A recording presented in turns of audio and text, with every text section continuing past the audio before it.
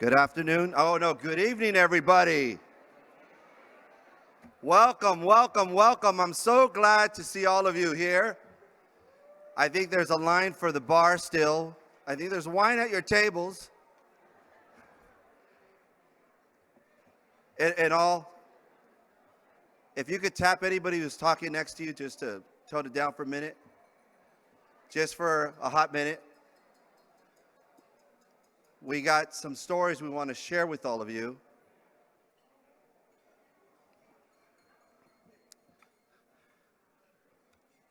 So good evening. My name is the Reverend Miguel Bustos. I'm an ordained deacon in the Episcopal Diocese of California, and I'll say more about that stuff later. But Margaret Mead once said, "Never doubt that a small group of thoughtful, committed citizens would and could change the world. It's the only thing that ever has. But when you get a small group of committed, thoughtful, loving, caring, just sisters, there's no going back. No going back."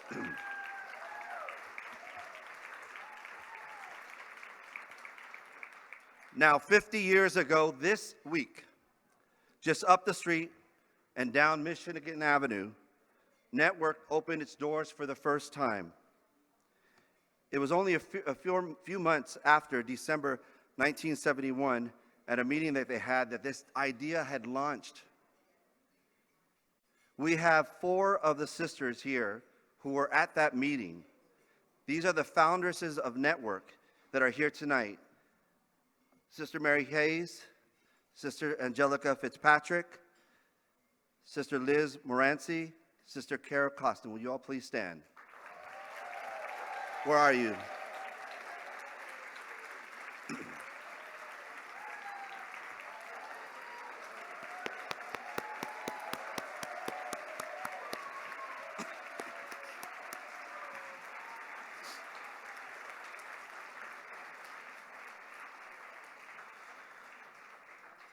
Now, Sister Carol, I would ask that you remain standing, because in April of 1972, Sister Carol became Network's first director.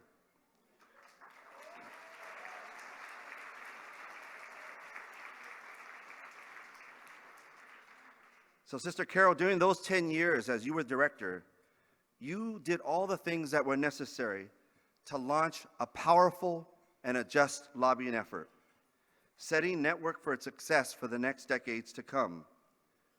You pulled off the first legislative seminar in the first year, and you hired staff for the very first time. One of those people you hired in 1979 was Sister Sylvester, who led Network starting in 1992.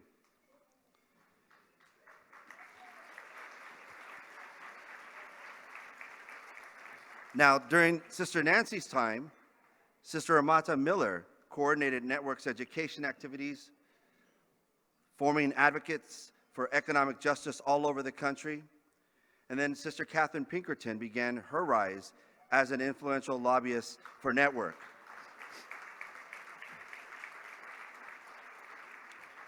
Sister Nancy, you brought the strong bread and roses to Network, as well as a deep-rootedness in feminist model of leadership. Yes.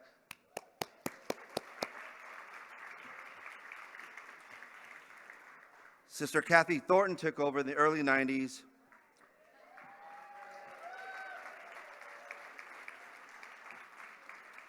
And with Sister Catherine Pinkerton on Capitol Hill, and Sister Kathy helped this now 20-year-old organization grow and respond to the needs of the times, including opposing the war in Iraq.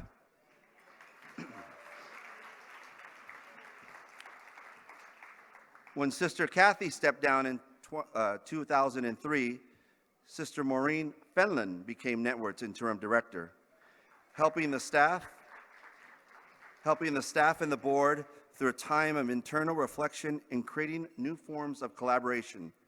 Sister Maureen passed away in 2019, but is represented here by Sister Pat Seaman.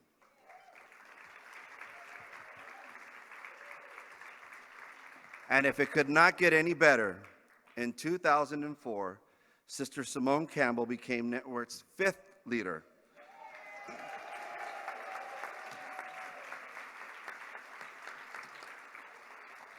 Where she served until her retirement from the organization in 2021. During Sister Simone's time, we saw the passing of the Affordable Care Act, the Vatican's doctrine assessment of the LCWR, the launch of Nuns on the Bus, and Network's growth into a $3 million organization and 25-person organization. It is today under the leadership of its first lay leader, Mary Novak.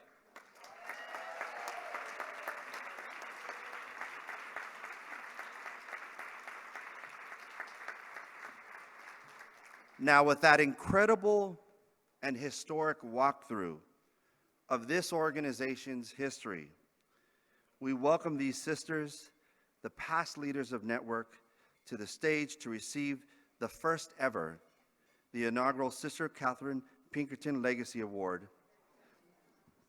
This award goes to social justice advocates who, like Sister Catherine, dedicated their hearts and minds to changing the structures that cause oppression and inequality, putting families pushed into the margins at the center of their advocacy.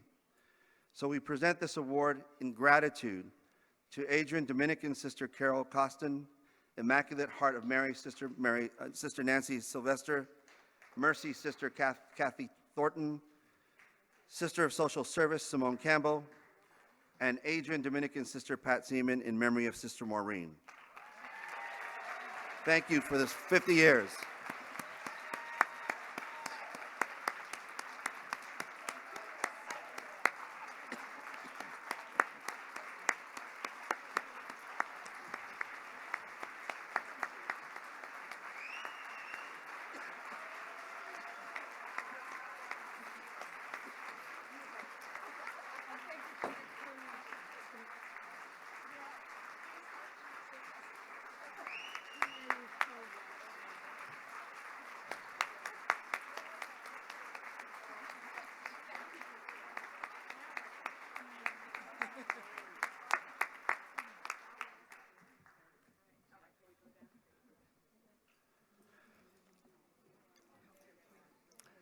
How lucky and blessed we are to have these sisters here, celebrating 50 years of hard, loving, and caring work.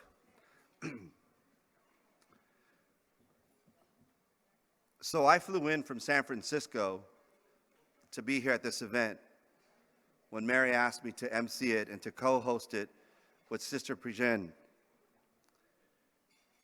Now, I consider myself a product of mercy. I was taught by Sisters of Mercy throughout elementary school. I had some Dominican Sisters of Mission San Jose influence my life in adolescence, and I had Sisters of the Holy Names of Jesus and Mary in college. These women laid the foundation for my life. In the Episcopal Diocese of California, you have to write a letter to the bishop requesting to be considered as a postulant. And one of the questions that has to be answered in that letter is, how was your foundation raised? And I talked a lot about all of you, the sisters who dedicated their life to make sure that this little Mexican kid had a future. And it was a Sister of the Holy Names, Sister Mary Anderson, that when I was struggling with my sexuality, it was Sister Mary Anderson that saved my life. So I owe you a debt of gratitude.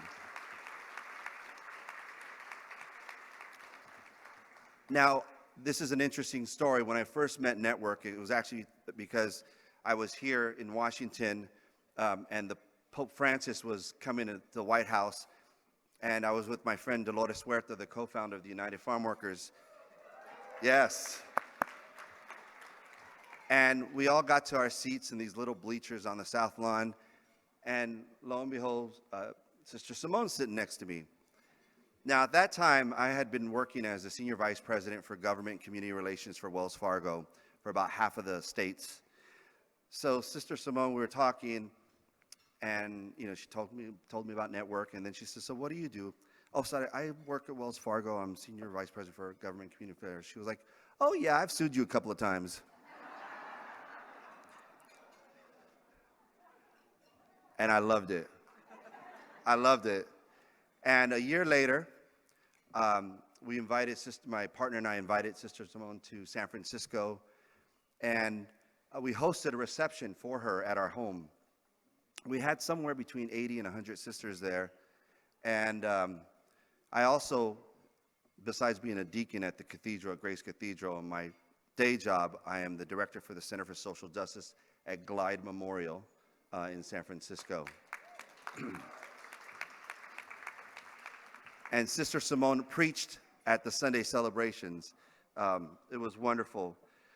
So I'm grateful to be here because of that and because of all of you, and I'm happy to MC it with Sister Helen Pugin, who is a hero, a shiro, a fighter, a prophet, a saint, trying to end the death penalty. Now, she couldn't make it tonight. I know, that's how I felt. But she did send a video. Please watch. Hi, I'm Sister Helen Prejean. So happy to welcome you to this wonderful gala, 50 years of network, alive and at work, transforming the world. Happy to serve with my co-chair, Miguel Bustos. Hope you're going to have a wonderful evening. I'm really delighted to do this and to be part of this because in 1972, when Network was founded, I was still operating out of the before Vatican II mentality, being a good nun, charitable to the people around me, praying for the world, but not engaged in any way in political activity. So Vatican II really introduced us into the modern world, and that we are to engage.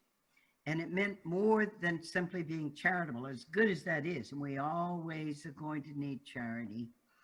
But it's also to engage in the structures, the structural injustice that goes on in the world that keeps people poor, that keeps people down, that keeps the racist systems in place, and the great economic disparity. We needed a force field to get in there. We needed the edge of the plow to get in there, to start tackling the political, structural system, and to connect our activity, our spiritual activity, to transforming that. Enter 1972, 50 years ago, Network. It was sister spirit. It was political ministry for the first time. And I was one of the ones schooled by Network.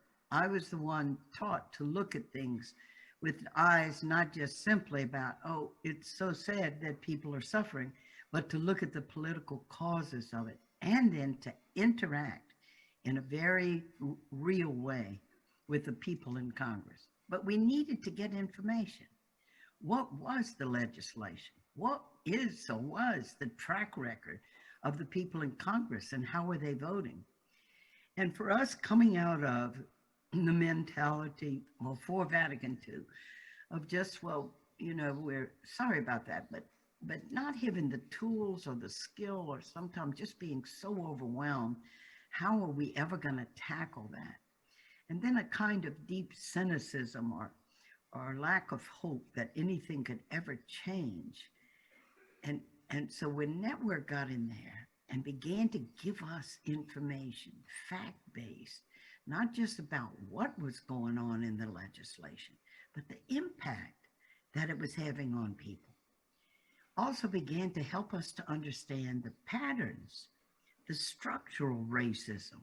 It's not just individuals being racist with each other. There are patterns in law that Congress passes, that the Supreme Court has passed, and to understand it. It is the gift of community, because without community, we are overwhelmed by these huge, huge systemic problems in our country. And we have some wonderful people that we're going to celebrate. We're going to be giving some special awards tonight. And we're going to hold these people up, and they're going to say, oh, we don't need an award, because they're in there. Anybody who's going to be getting an award has the consciousness and the heart to know that we're all part of something much bigger than ourselves, and we're happy to serve as part of it. But we hold these people up because they embody for us what we all want to be, the kind of participation we all want to engage in. We celebrate as we go because it's important to stop and recognize how God is moving among us, how the kingdom of God, how the wheat is coming up in spite of all the weeds, and they're always going to come up together, as Jesus said. So thank you to everybody that organizes tonight. Miguel, I'm right there with you in co-chairing this wonderful event, and there's no place on earth tonight I'd rather be. I know I can't be there in person, but I'm here, virtually, and maybe, hopefully, a little bit virtuously. Have a great night.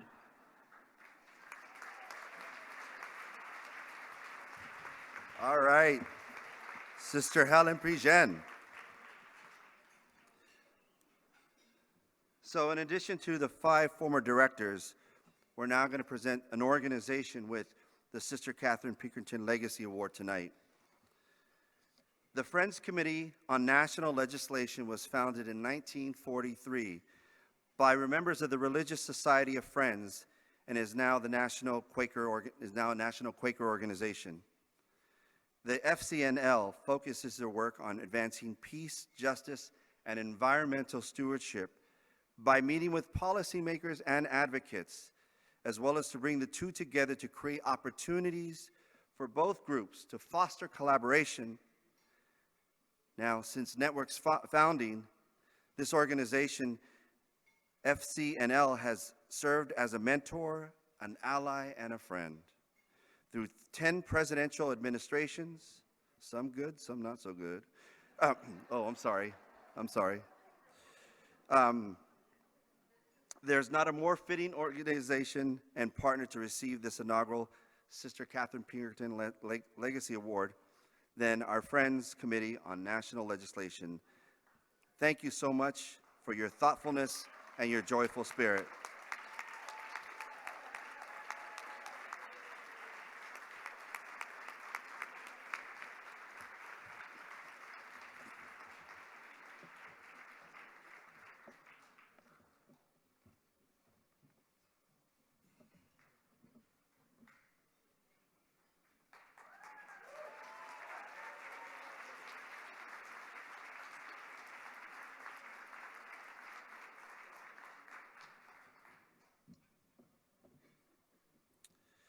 Now, if we could have Leslie and Rochelle come to the stage. We're now ready to bless our food, each other, for this night. I welcome. Did I say something? What did I say? Oh. Did I say something wrong? Oh, okay. Oh, you've already started eating. Now, what would Sister say about that? I now welcome Network's board chairs, Leslie Colvin and Rochelle Rennell Wenger.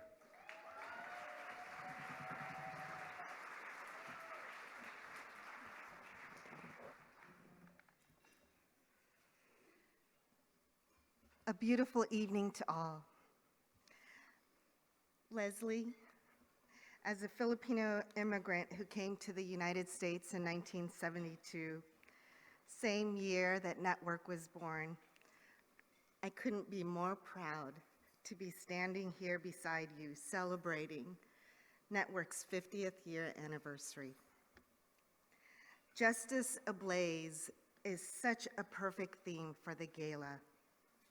Core to who we are and what moves us as a community of justice seekers is the amazing gift of the Holy Spirit. Then, now, in the next 50 years and beyond. As Network, we are spirit-filled with the unquenchable fire to respond to the signs of the times, heal divisions, build common ground, advance the common good, creating a society that promotes justice and the dignity of all in the shared abundance of God's creation. As I look out in the room, justice ablaze we are, radiating with the love of God and glowing with the joy of sister spirit. Together, let us pray. Loving Creator, we gather in celebration of Network, in thanksgiving of our founding sisters and women leadership, and all those who have served and continue to serve in this political ministry. Before dawn on the first Easter morning, Scripture tells us a woman by the name of Mary Magdalene, accompanied by other women, arose to serve the Word of God without knowing how the stone would be moved from the tomb. Yet, their faith and desire to serve led them to be the first to proclaim the gospel of Christ. Network has not always known the answers to the many questions that continue to plague our society today. Yet, as Network, we believe and see that you, Holy Spirit, are ablaze in us as a community to move the stone, to dismantle systemic racism and other forms of structural oppression, to fight the good fight with and for all our sisters and brothers, especially those who are vulnerable and living at the margins. God, continue to bless Network, its staff, members, and all justice seekers here and those beyond these walls. Bless the meal we are about to receive. Sun and earth, hands of those who've grown, harvested, and prepared the food, everyone who brings nourishment to us this night. May Network continue to serve the Word of God, embody light in the world, here, now, and as kingdom comes for all. Ignited with hope and love, let the people say, Amen. Enjoy dinner, everyone. We'll be back in 20 minutes.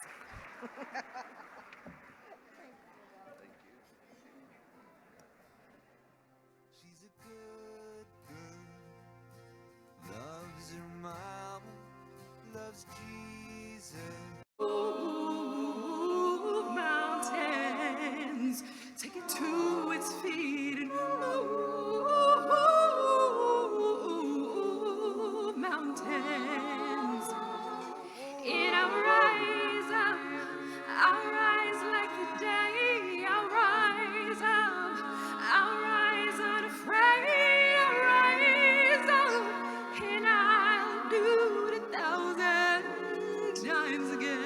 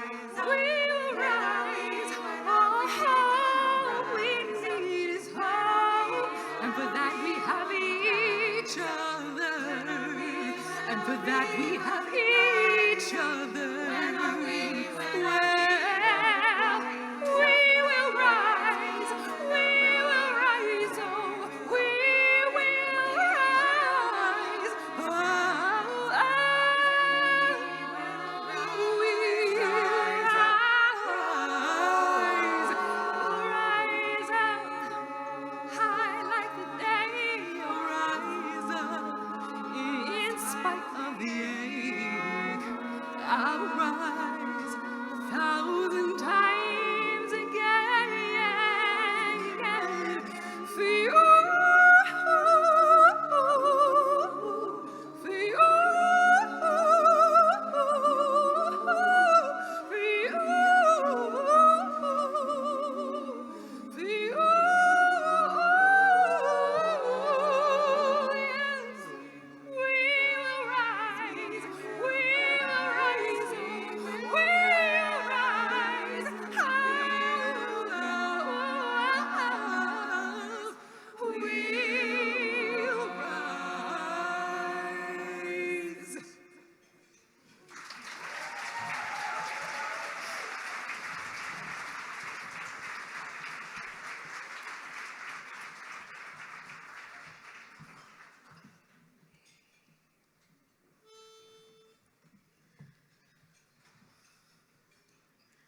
This little light of mine, I'm gonna let it shine. Oh, this little light of mine, I'm gonna let it shine. This little light of mine, oh, I'm gonna let it shine. Let it shine, let it shine, let it shine. 1, 2, 3, and this little light of mine, I'm gonna let it shine. Oh, this little light of mine, I'm gonna let it shine. This little light of mine, I'm gonna let it shine, let it shine, let it shine, let it shine. All around the nation, all around the nation, I'm gonna let it shine. Oh, all around the nations, I'm gonna let it shine, let it shine. All around the nation, I'm gonna let it shine, let it shine, let it shine, let it shine. Serving those in need, serving those in need, I'm gonna let it shine. Oh, serving those in need, I'm gonna let it shine, let it shine. Serving those in need, I'm gonna let it shine, let it shine, let it shine, let it shine. Sharing sister spirit, sharing sister spirit, I'm gonna let it shine. Oh, sharing sister spirit, I'm gonna let it shine, let it shine. Sharing sister spirit, I'm gonna let it shine, let it shine, let it shine, let it shine. Justice ablaze, justice ablaze, I'm gonna let it shine. Oh, justice ablaze, I'm gonna let it shine.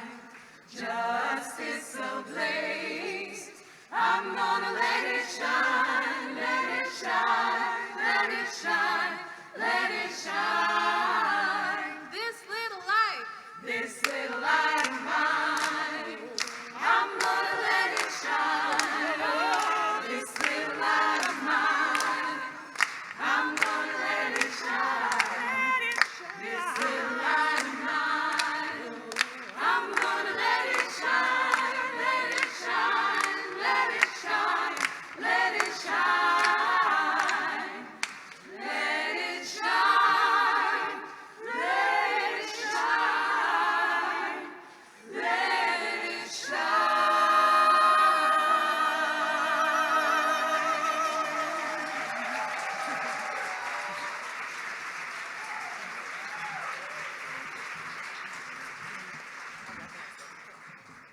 Let's hear it again for SongRise.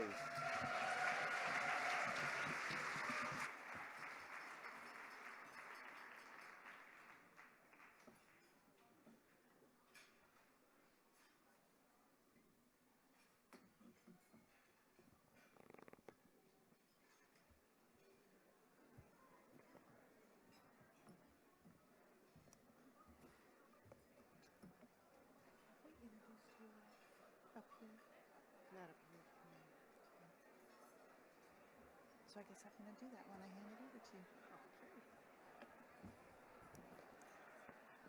So this 50th anniversary year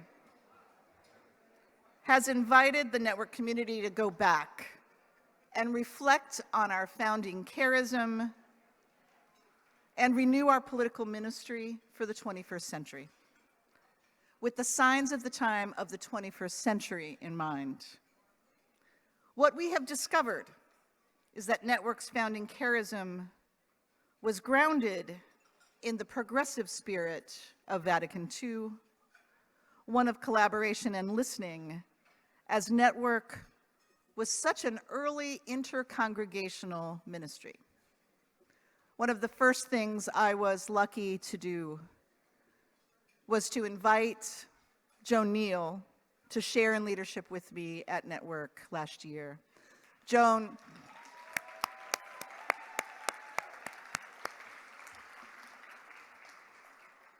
serves as Deputy Executive Director and Chief Equity Officer at Network. Thank you, Mary.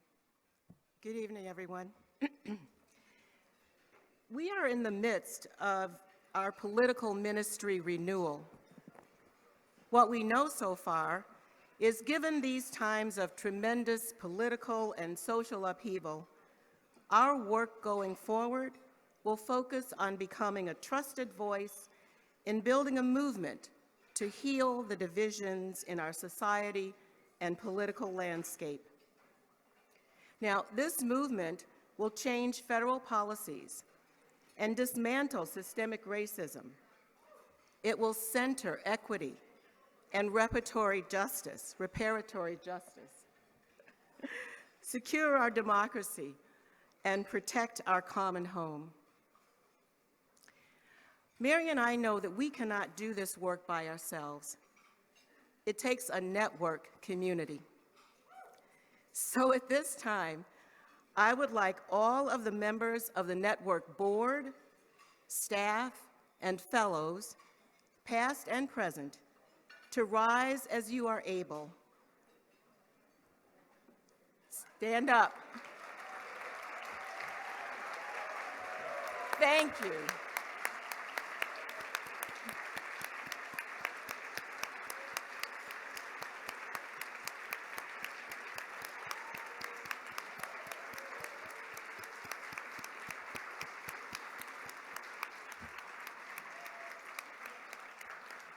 Thank you, thank you. Thank you for all you do and all you have done, and for the work ahead.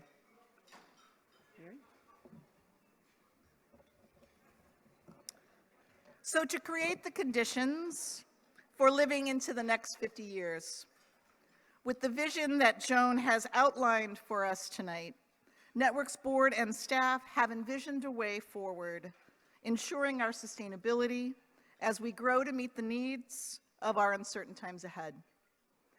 If you have taken a peek at the program, and there's programs on all your tables underneath the dessert, if you haven't seen them, you'll also see the Connection magazine, and in there, you will see what we've put together for sustaining our future, and that's our 50th anniversary endowment campaign. Our aim is to raise $5 million by the end of this 50th anniversary year. This $5 million will generate income each year to support and extend our organizing reach, underwrite our innovative components, and recruit and retain a talented and diverse staff who continue to expand Network's impact in ways we may not even be able to imagine tonight. So I am grateful and thrilled to share with you tonight that this campaign is officially public.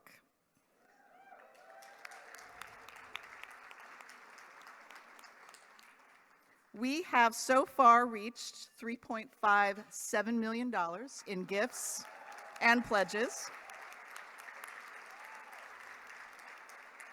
with the support of many of you in this room, including the full support of our board.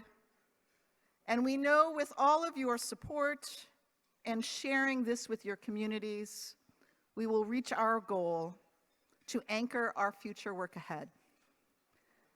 So I wanted to tell you that on Wednesday, as I was shutting down my computer to make my way over here, I got a delightful call from Sister Pat McDermott, the president of the Institute of the Sisters of Mercy of the Americas, informing us that the sisters were pledging over the next 3 years $250,000 to our endowment campaign.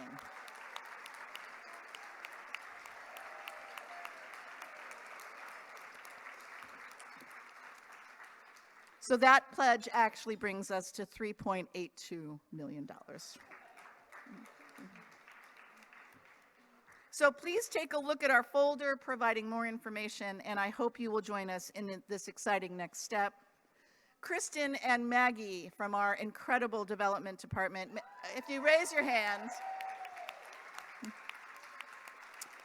they are here to answer questions for you. They will be out there after our dinner.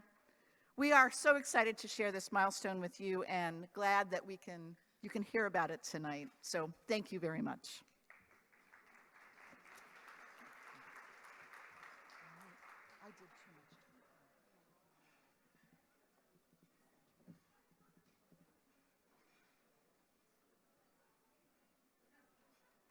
Hello, I'm Steny Hoyer, Congressman from Maryland and the Majority Leader of the House of Representatives.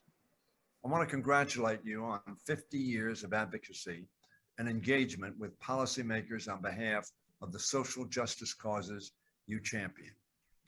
Throughout that time, you have been performing God's work here on earth, breathing life into the Beatitudes and serving as divine instruments of human goodness and action. Pope John the 23rd wrote, "Whoever has a heart full of love always has something to give." The immensity of your giving and your commitment to social justice displays the fullness of love in your hearts. Keep drawing on that love as you engage in your work for the next 50 years and beyond. Thank you. Thank you for all you continue to do in my state of Maryland and across our country. God bless. Hi, everyone in the Network Lobby for Catholic Social Justice. It's Congressman Jamie Raskin from Maryland's beautiful 8th Congressional District. I just wanted to salute all of you for your extraordinary work over the last 5 decades, defending social justice, economic equity, the rights of immigrants, healthcare for everyone, tax justice. You have been essential players in all of the struggles of our days. And I want to thank you for hanging tough through some very dark times. And your work is not going unnoticed anywhere. And we are very grateful to you for your passionate advocacy on behalf of the America that lives in our hearts. So thank you for what you're doing. And I hope everybody has a wonderful evening. Hi, this is Congressman John Larson from Connecticut's 1st Congressional District. I would like to send my best wishes and congratulate everyone at the Network Lobby for Catholic Social Justice on 50 years of hard-fought advocacy for racial and economic justice. What started as 47 Catholic sisters in 1972 has become a force for good across our great nation. It's been my honor to stand with you on so many important issues, including affordable health care for all Americans and protecting the right to vote. I hope that this weekend's 50th anniversary gala can be a time to reflect on the progress we've made and show how to continue the cause for justice in the next 50 years. God bless you. God bless America. Hello, this is Congresswoman Rosa DeLauro, representing Connecticut's 3rd Congressional District. Today, on its 50th anniversary celebration, I want to thank all the members of the Network Lobby for Catholic Social Justice, past and present, who tirelessly advocate for federal legislation that promotes justice and advances the common good. Throughout these 50 years, Network has made an indelible mark on the lives of millions. Whether it is here in the United States or around the globe, your commitment to your mission, and I quote, enlivened by the Holy Spirit, advocating for peace and justice for the common good in light of the social mission of the church, has never wavered. I will forever cherish working with all of the members of Network, but none more than your former president, Sister Simone Campbell. We all know her legacy, pioneering efforts to organize Catholics in progressive politics through faith and empowerment, often crossing the country multiple times during the Nuns on the Bus trip to do so. What a remarkable and tireless woman. Like all of you, I too am proud to be part of the living Catholic tradition, a tradition that unfailingly promotes the common good, expresses a consistent moral framework for life, and highlights the need to provide a collective safety net to our community's most vulnerable. My inspiration and what motivates me has always been grounded in these basic principles of Catholic social teaching: helping the poor, the disadvantaged, the oppressed, and the least among us. So thank you for all that you have done and all that you will continue to do. And congratulations on 50 years and counting. Enjoy your celebration. You have certainly earned it.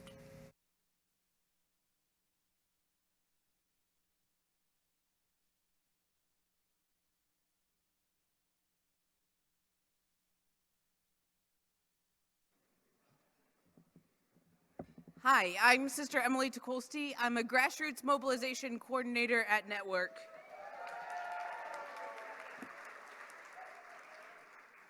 Network's Bridge Builder Award honors a member of a Network advocates team who connects sister spirit with the needs of a metropolitan community and works effectively for social change. Tonight's recipient is Tom Volkert from the Network Philadelphia advocates team.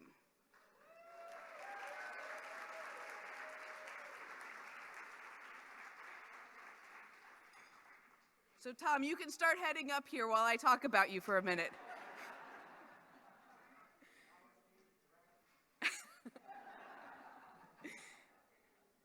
Tom was one of the first people I connected with when I started working at Network in 2019. Over just about 2.5 years under Tom's leadership, the Philadelphia advocates team has grown to over 15 active members, including the largest team representation at the advocates training this week. Yeah, I like that.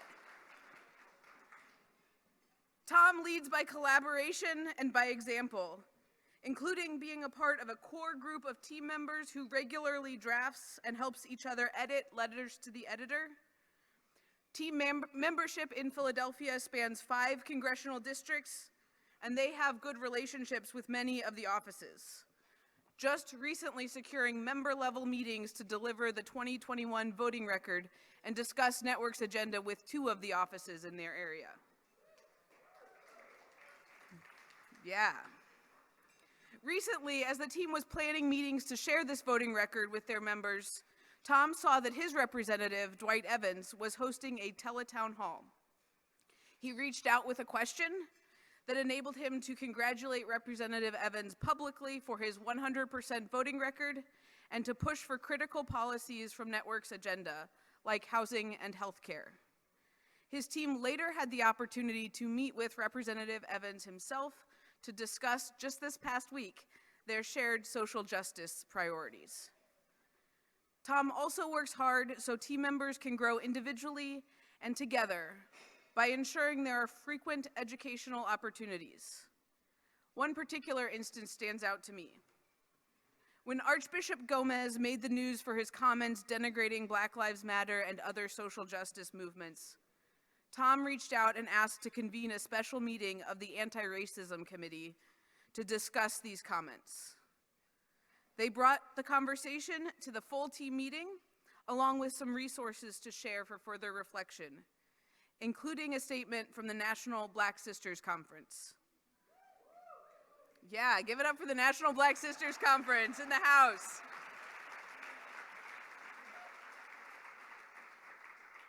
The team all left energized and hoping to engage the conversation more deeply in their own communities and their own parishes.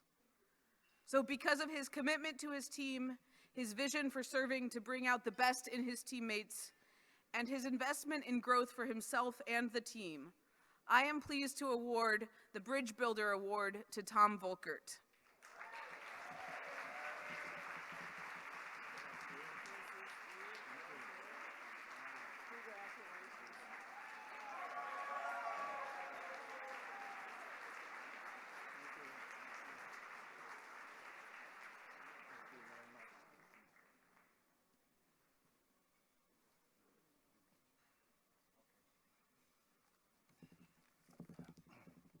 Thank you very much.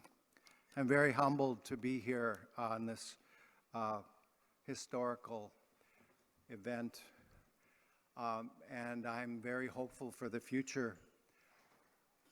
I would like to, I would be wrong if I didn't recognize the members from our grassroots advocacy team from Philadelphia. So I'd like them all to stand now, if they...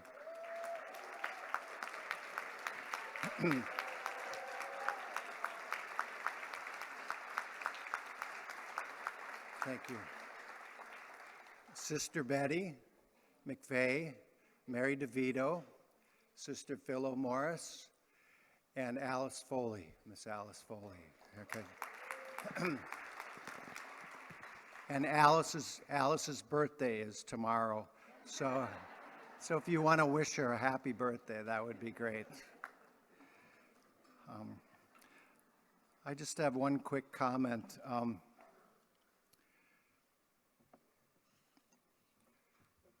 Martin Sheen, the actor and activist, you probably know, was asked what brought him back to the church after a long absence. He said that Mother Teresa had inspired him to go back to the church. But then he quickly added, but it was Dan Berrigan who kept him there.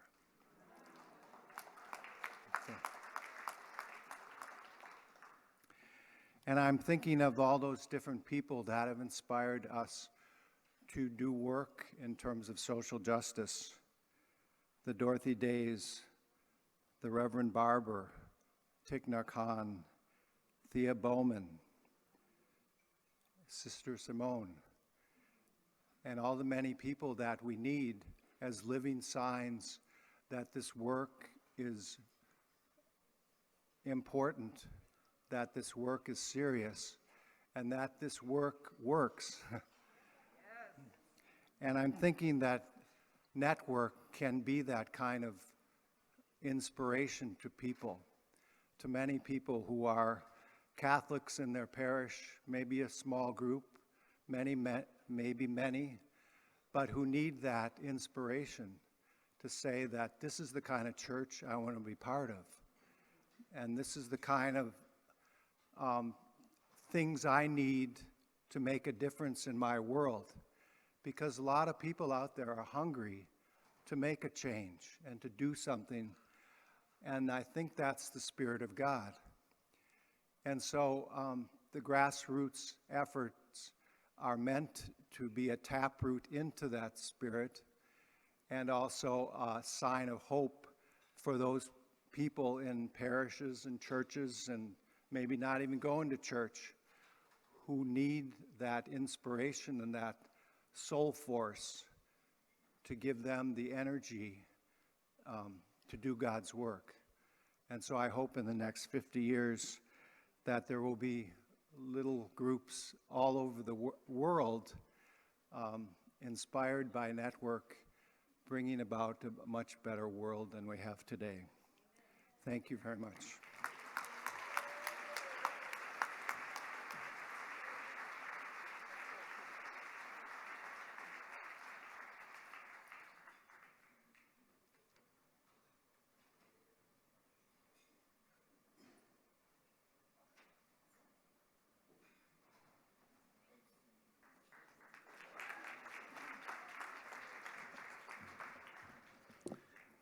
Thank you, Tom, and thank you to all the network activists that are here tonight and those that were part of this week's advocacy or advocates training.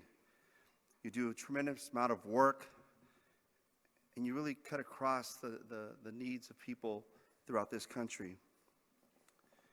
Well, speaking of this country, I hate to interrupt everything, but we did get a letter from the White House.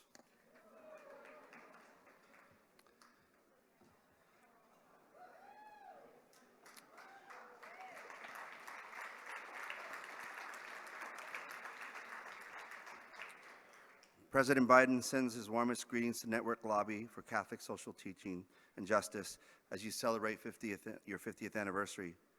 Today, the work of the organizations such as Network reminds us of the importance of seeing one another, hearing one another, and taking care of one another, especially in times of need. Thank you for your commitment to peace, justice, and equality these past 50 years. Your tireless efforts represents the best of who we are as Americans. It is my honor to join you in prayer and solidarity as you mark this milestone anniversary. May you reflect on the progress you've achieved and continue to embody the nation's spirit of service in the years ahead. God bless you, Joe Biden.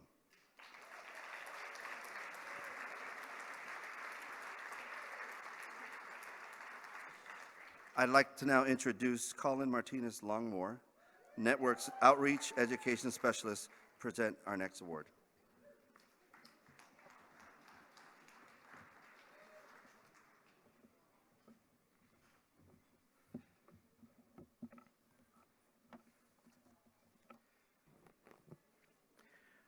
On his 2015 trip to Bolivia, Pope Francis addressed social activists gathered there for the second World Meeting of Popular Movements.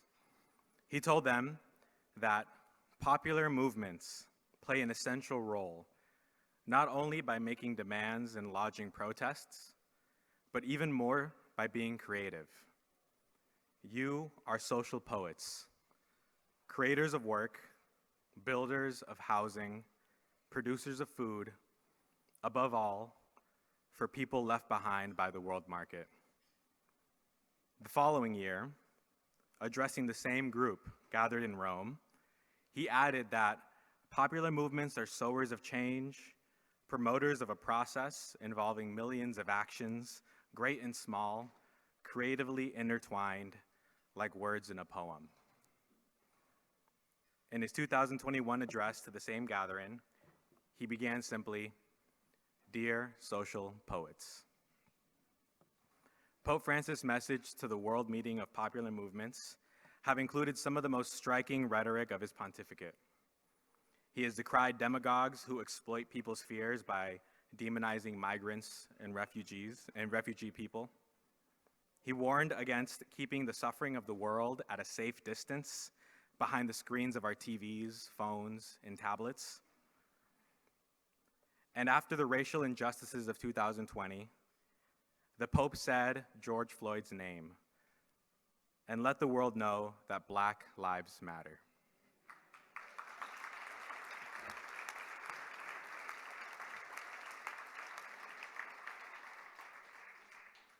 These messages resonate deeply with today's youth. So as part of the celebration of Network's 50th anniversary, we honor 4 young activists as our very first social poets. These 4 inaugural recipients of the Social Poet Award write with their lives the creativity, the hope, the challenges, and the transformative potential of pursuing justice in the name of the gospel.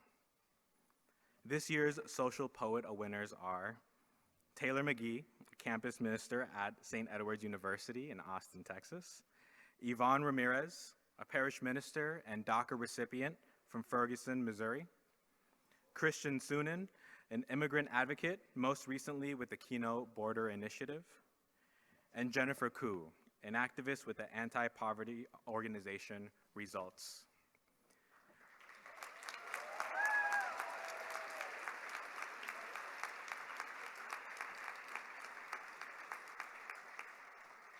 But before we invite them up here to be recognized, we want to give you all the opportunity to encounter their insight, their passion, and their spirit through the short video that we put together.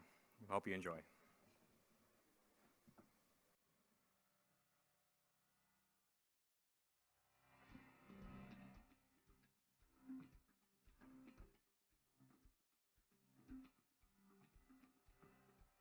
one of the most important components of faith is community. And I've just been so blessed to have such a great community given to me, and understanding the similarities and differences within that community. It took me kind of a while to sort of find my voice and to realize that I guess that there was value in what I had to say and what my experiences were. The world has been constructed in such a way that it's almost impossible to challenge. Like when you are in a comfortable position, it is almost impossible to challenge the things that have put you there, and put you there against somebody that has been trampled upon, right? We're starting a movement, like, you know, we're slowly and surely starting to see, like, just did like another webinar speaking about the different phases of immigration. So, you know, like refugees and stuff like that, that we're trying to first put down the foundation of education to everybody.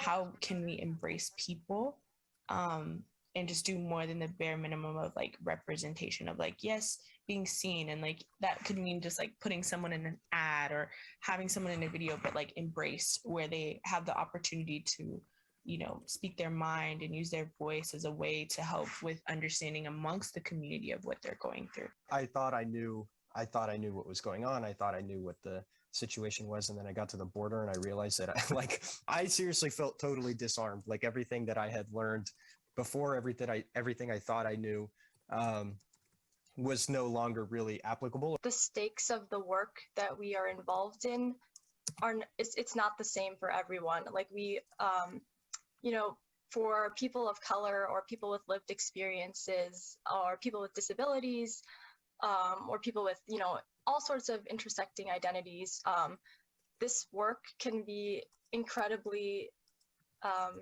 exhausting and painful. DACA, the people are called dreamers. Like we are called dreamers, right? But we're not dreaming. Like we're actually working for something. I always take this approach of seeing like the people inside the advocate. So I recognize that, you know, we're not just like advocacy tools, like we are also human beings. And I think Francis is absolutely right to call into question structures of society as vehemently as he does, because I think we have totally gone off course. Pope Francis does such a good job of like his explicitness. And I think as a Black woman, I kind of like go back and forth about like being explicit in things like that. Like explicit is not always bad. People are just so divided. And I'm like, well, if you are a devout Catholic, then you should be with us, not against us. I was very pleasantly like overjoyed to see that this sort of space exists. I think it's incredible that Network is also focused on kind of continuing to build, like, you know, invite people in. Okay, so they're encouraging brave spaces, and then they also are able to recognize, you know, where they may or may not have holes. Like, oh, this is a need, but like, you know, like, you know, we have this, we don't know this. And I commend the organization for that. And so I'm super grateful to be a part of it. The values of like the Catholic faith to, you know, engage meaningfully with a spirit of humility, and, you know, the willingness to continuously learn, and, you know, unlearn things like that. That brings me a lot of hope. We have had the ultimate symbolic example, and I'm still waiting for humanity to recognize what that means. I feel like the work is not done yet. You know, like I am grateful for the recognition, and I am happy. I'm happy to be recognized the way that I am, and it just makes me want to work harder to see more changes happen. That I could be a part of that change.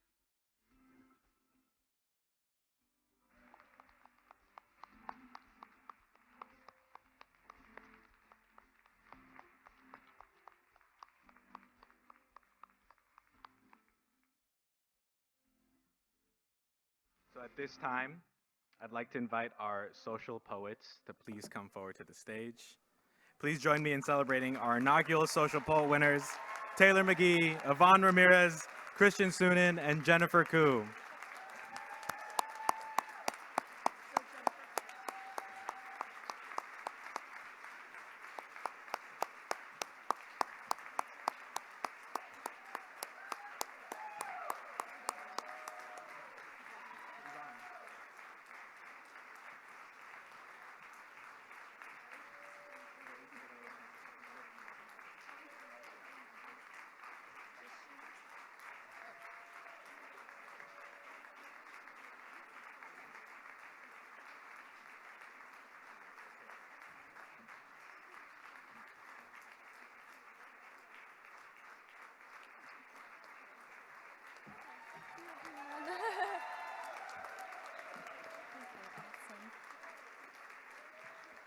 Hello, everyone. Thank you so much for having us here today. It's not often that I'm able to celebrate the racial, cultural, and social intersections of my identity as they connect with my faith and with my advocacy. So it is truly an honor to be here today. It really does take a village, and I'm overwhelmingly grateful to be a part of this beautiful, multi-generational, multicultural, intersectionally diverse family. And I'm really looking forward to growing in fellowship and justice with all of you. Yeah, thank you.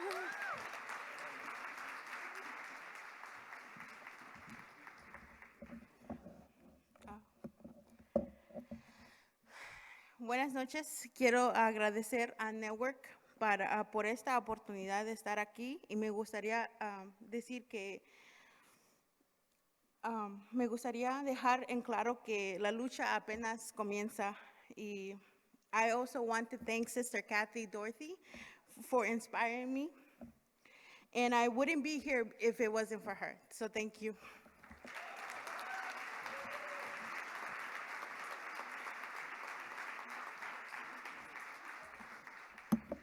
I'm only here as a translator for Yvonne. She said good night. I would like to thank. No, I think Sister Helen Prejean in the video that she sent was very prescient when she when she said that we all kind of have this feeling that we don't deserve these awards ourselves because it's the result of the contributions of so many people around us. I feel like throughout my entire life, I've just been a sponge for all of the incredible things that other people have contributed to me. And insofar as I have any hope for the future, any vision for the future, any desire for a just world, it's because other people have put that inside me. And in that sense, I just want to express my sincerest gratitude to everybody who has contributed to that in my life. A lot of you are in this room and have done that today and yesterday. So you're part of the newest chapter. And I especially want to thank one of the latest and greatest of these people, which is Sister Tracy Horan, who is the person who, yes, I can tell some of you probably appreciate her as much as I do. She's the person who nominated me for this award, and she's just an absolutely magnificent person that I recently had the honor, and I do not use that word lightly at all, to work with at the Keno Border Initiative. She continues working there, doing incredible work. And so to her and to everybody else who's helped me out, thank you very much.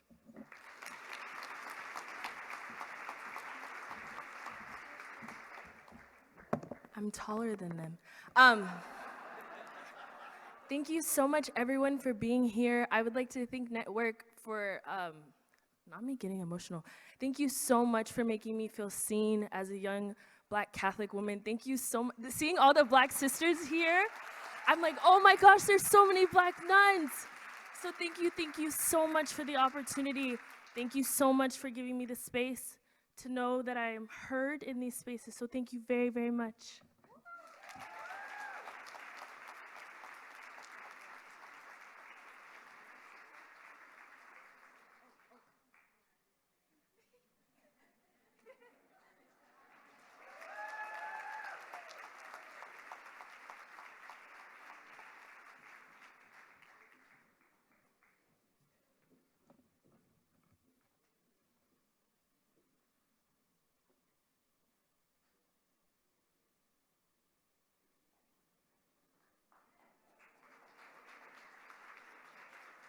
Some of my most fun moments in the Senate have been hanging with Sister Simone and Nuns on the Bus and the work that they've done fighting for justice. All of you as an organization have made a huge difference for so many low-income families, so many people that need help. Thanks to all of you. Hello, I'm Congresswoman Betty Mccollum, and I have the honor of representing the families of Minnesota's 4th Congressional District in the U.S. House of Representatives and St. Catherine's University in St. Paul, Minnesota. Congratulations to all of you at Network Lobby as you celebrate 50 years of advocacy to advance the common good. When Nuns on the Bus tour made a stop at my alma mater, St. Kate's, we had a wonderful conversation about what it means to shape federal policy that reflects our shared values of justice, equality, and civic engagement.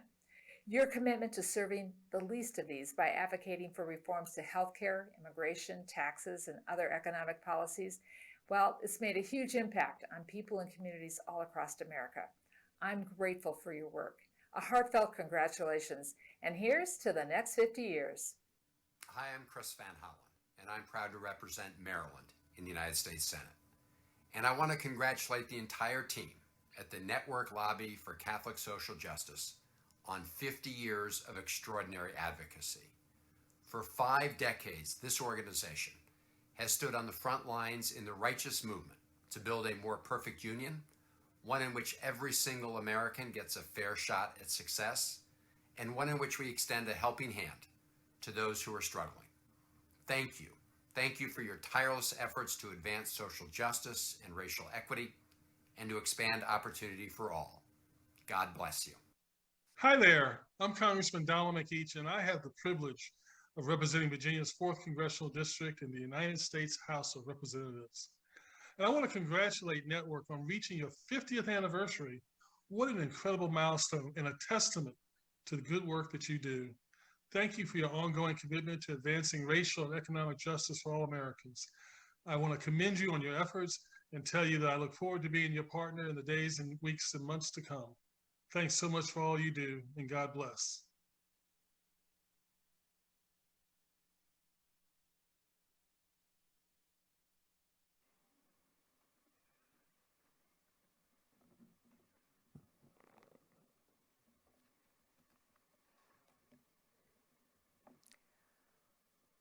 So now it is time for a very important award this evening,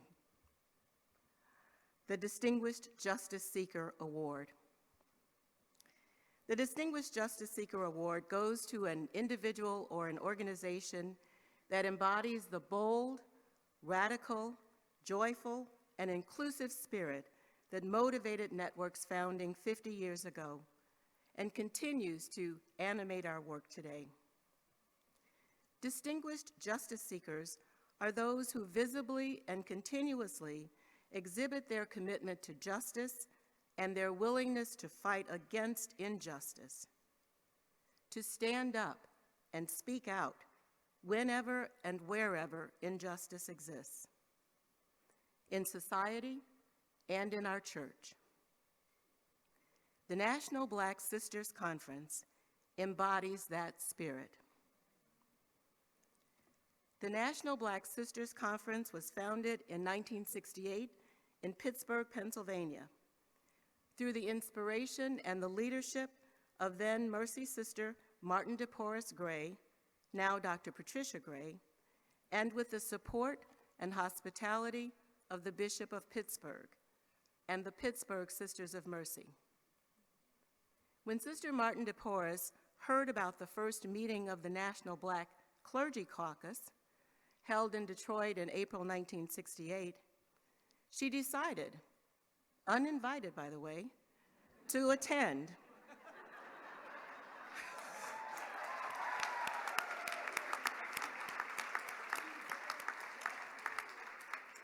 And she became the first woman religious to participate in their meetings. She left that meeting with a heightened awareness of the pressing demand for Black Catholic women religious to organize themselves in order to address the urgent need for the Catholic Church in this country to develop greater relevancy for the Black community, or risk losing its credibility as a manifestation of Christian unity.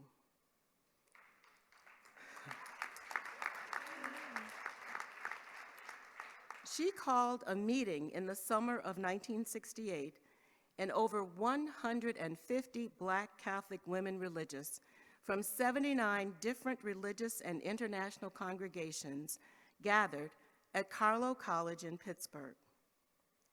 They formed the National Black Sisters Conference and elected Sister Martin de Porres the first president. They also elected a board and planned for their legal incorporation. They were officially on their way.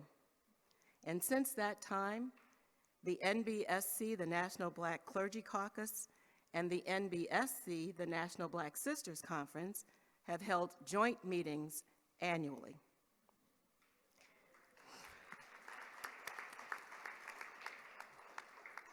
Today, the National Black Sisters Conference is a national organization with nearly 200 Black Catholic women religious and associates who form a strong and cohesive voice in support of the dignity and rights of especially women of color and children of color, in creating mentoring and support systems for Black women in religious formation, in educating the African American family, and in confronting the sin of racism in this country and in the church. For their pioneering and prophetic stance at the forefront of the struggle for justice, for their willingness to name and challenge racism wherever it is found, and for their witness of the unwavering faith of the Black Catholic community. Network, and I particularly am proud to present the National Black Sisters Conference, our inaugural Distinguished Justice Seeker Award. And will the sisters come to the stage, please? Sisters.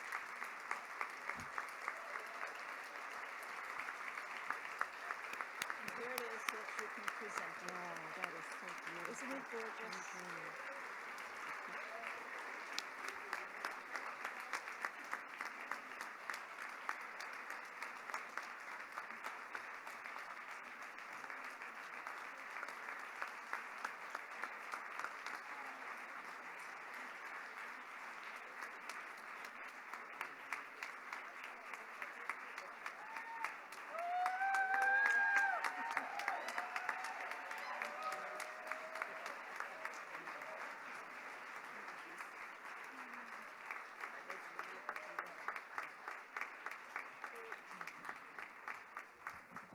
Sister Josita Colbert is the president of the National Black Sisters Conference.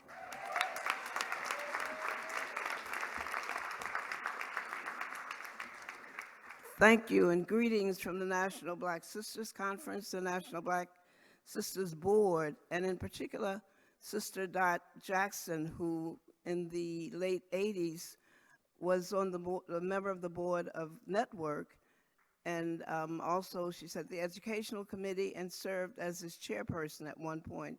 So she says congratulations and good luck to you. To us all. Okay.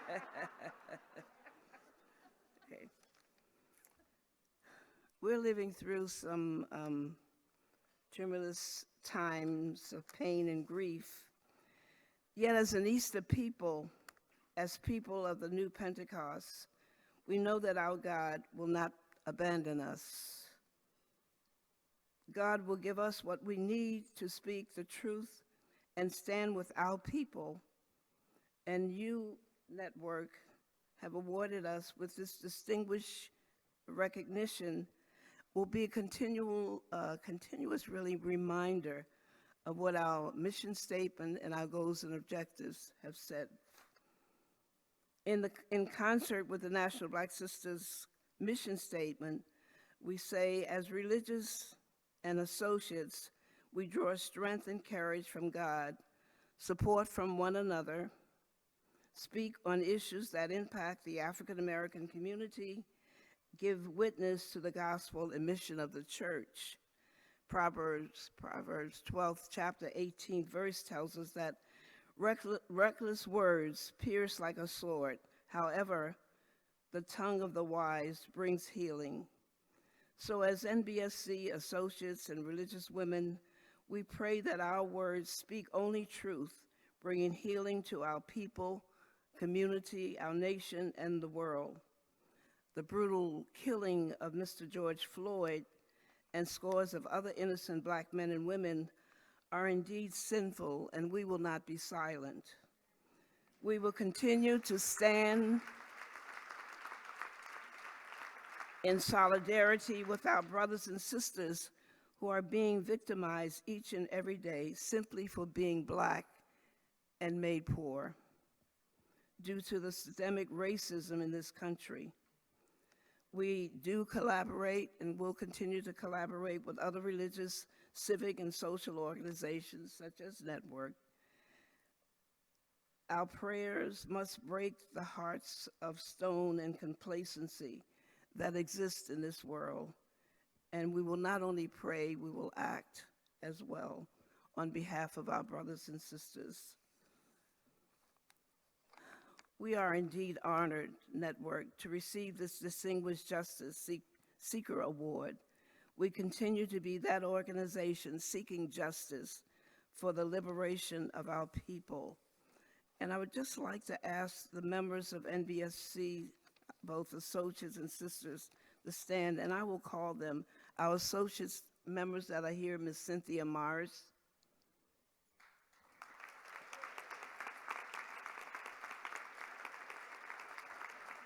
Ms. Joan Neal,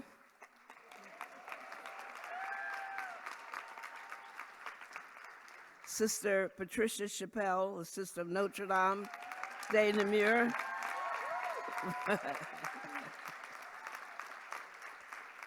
Sister Barbara Spears, Sister of the Holy Name of Jesus and Mary, Sister Selena Williams, Dominican. Where are you? Okay. And on stage, we're privileged to have, for the first time in NBSC's history, over 50-some years, we have a lay executive director, Ms. Sandra Coles-Bell. Where is she? On stage also is Sister Anita Beard, daughter of the Heart of Mary, a board member of NBSC. Sister Gail Lawanga Crumley, Good Shepherd sister and vice president. Who also have some words of wisdom to say to us all.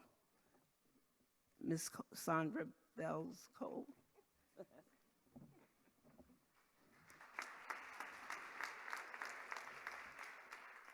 Good evening, everyone. The longevity of any organization is measured on how well it lives its values. The National Black Sisters Conference, founded in 1968, does not dwell only on its past history, because it knows that history is made every day. That's Justice Ablaze. Its present actions and its future calls to action to confront and to address sin, offense against God, of oppression in all of its manifestations, prejudice, discrimination, microaggressions, in our communities and in our church and in our country. They were not tolerated in 1968, and they cannot be tolerated now.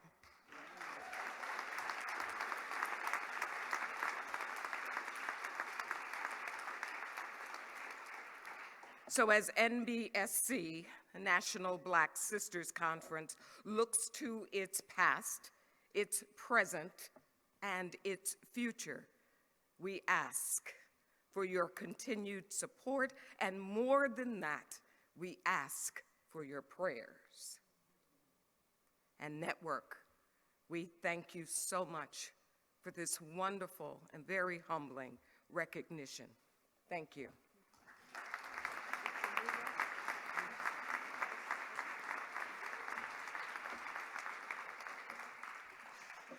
Good evening, everyone.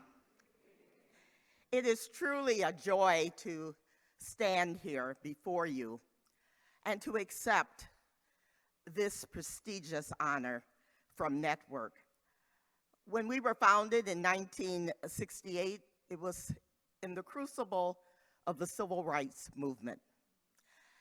And our first sisters had a vision, a dream, a gift from the Holy Spirit to boldly speak truth to power, to call the church out on the sin of racism, and to be a voice for the voiceless.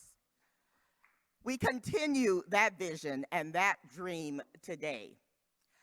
The beauty of this moment is that we are not walking alone. As Pope Francis said, we are on a synodal journey.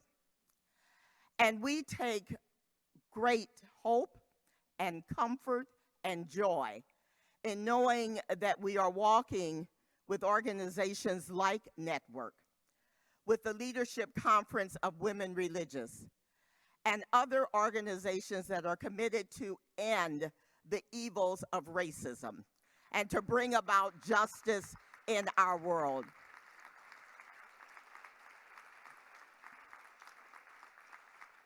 So this award is not for us to sit down and take it easy.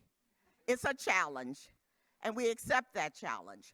And with God's grace, we will continue to speak truth to power, to call the church to be true to the gospel of Jesus Christ, and to work until every man, woman, and child is set free and can live in dignity. Thank you very much.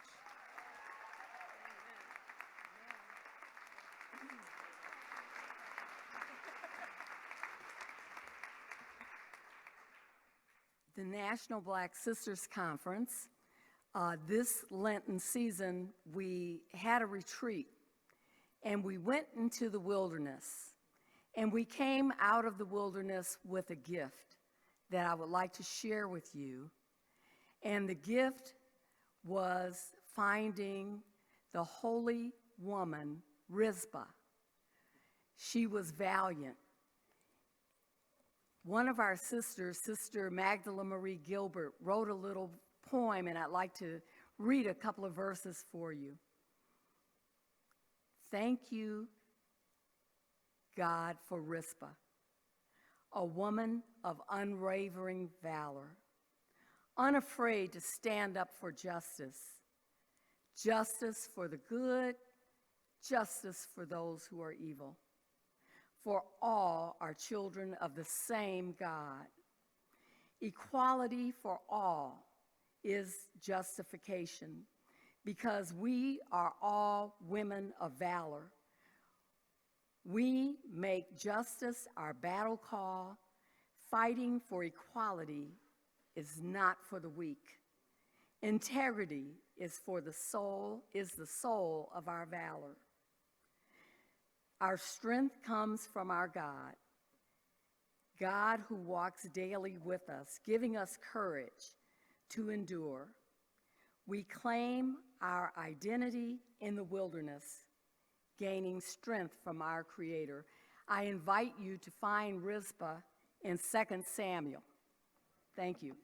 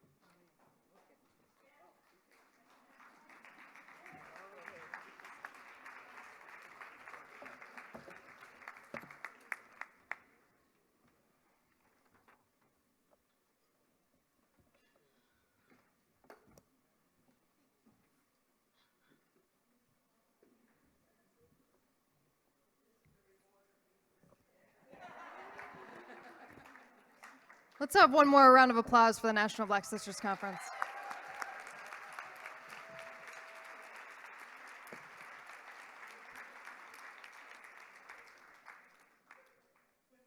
Good evening. My name is Sister Erin, and I have the distinct honor and privilege of serving with Mary and Joan and all of our network staff as Chief of Staff, and I am here to offer some moments of gratitude before we transition to less talking and more dancing.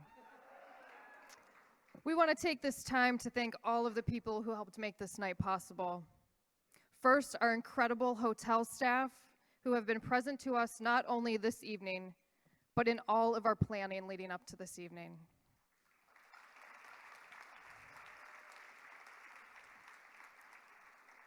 We also want to thank our incredible Nick staff, Gina, Kimberly, and Michelle, who have been with us every step of the way.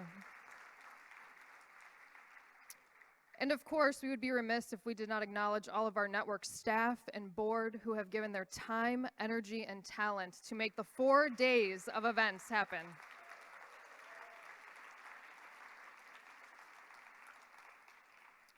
And among our staff, we have one person that we want to take a moment to recognize. Someone who has served behind the scenes at Network for 9 faithful years. Paul Marcioni came to Network as the first managing director.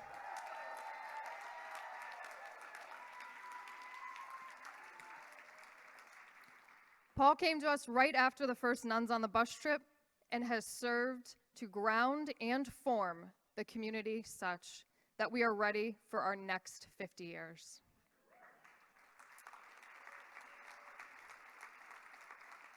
Paul, if you could make your way to the stage, please. Isn't it great? It's not in the schedule.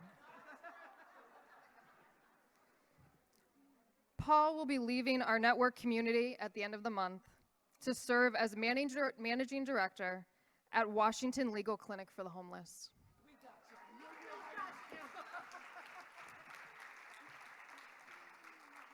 Bless you, Paul, and thank you for these important 9 years. Please join us in a round of applause for Paul and his faithful service.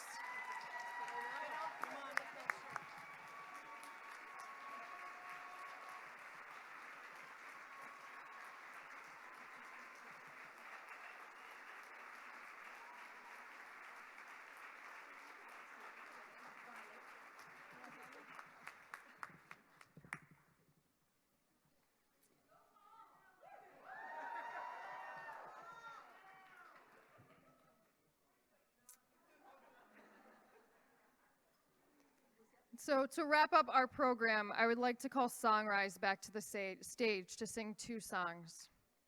The first one is Bread and Roses, and this has been near and dear to us throughout our 50-year history. The second song is called We Are One, We Are Connected, and this song was created specially for tonight by SongRise and is being publicly debuted this evening in honor of our 50-year history. And now we welcome SongRise.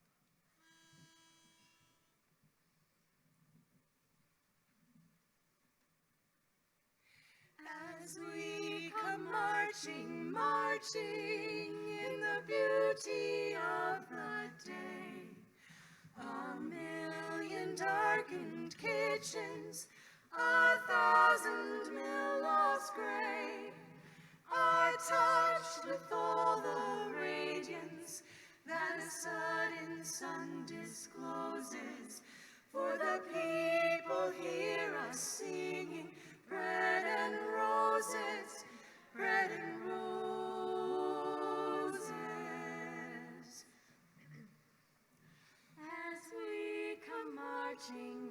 marching, unnumbered women dead, go crying through our singing, their ancient cry for bread. Small art of love and beauty, their drudging spirits knew. Yes, it is our bread we fight for, but we fight for roses too. As we come marching, marching, we battle too for men, for they are in the struggle, and together we will win. Our life shall not be sweated from birth until life closes. Hearts starve as well as bodies. Give us bread, but give us roses.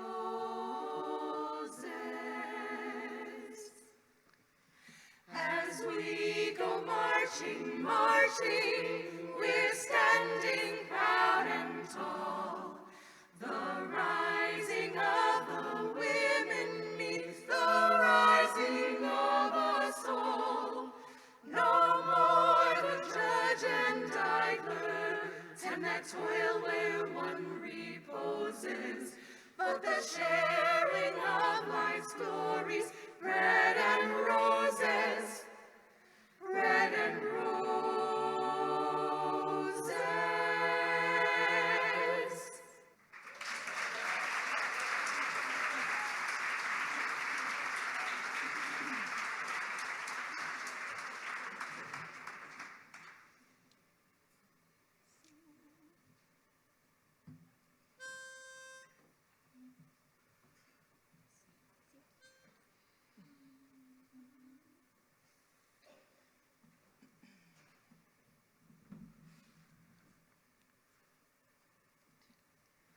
We are one, we are connected in our ministry of justice. We are one, we are connected in our quest for common good.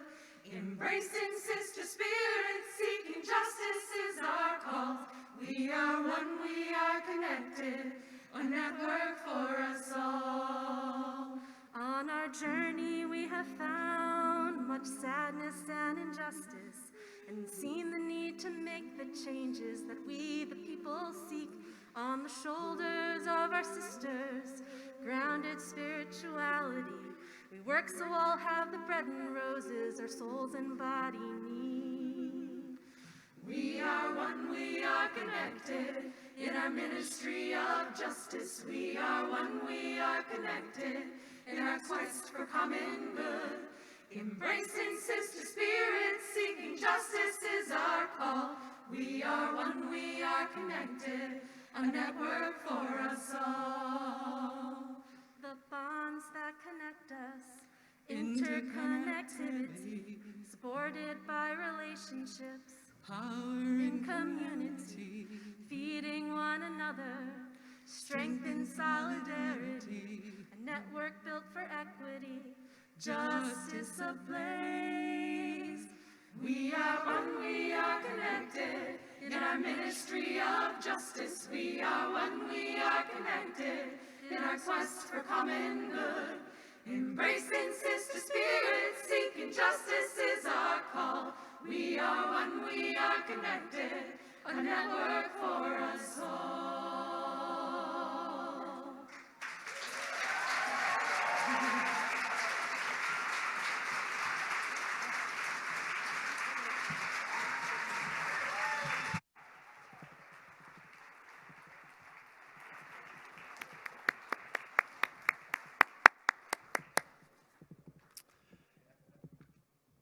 I was reflecting as I sat down, and as I looked around, and I could see right now, there is a God.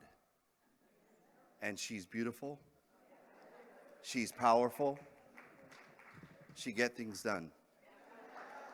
So here's to the next 50 years with your support. So sisters, if some of your congregational leaders haven't heard about Network and sponsoring some of the other ones, come on, let them know. For the next 50 years, for 50 years or more, work in justice and love and peace. Thank you all. It's dance time, so I want to see all the sisters. I know you can dance. You all dance before you join the convent, okay? And then you danced harder afterwards. So thank you, everybody. Have a wonderful night. Thank you for inviting me. God bless all of you.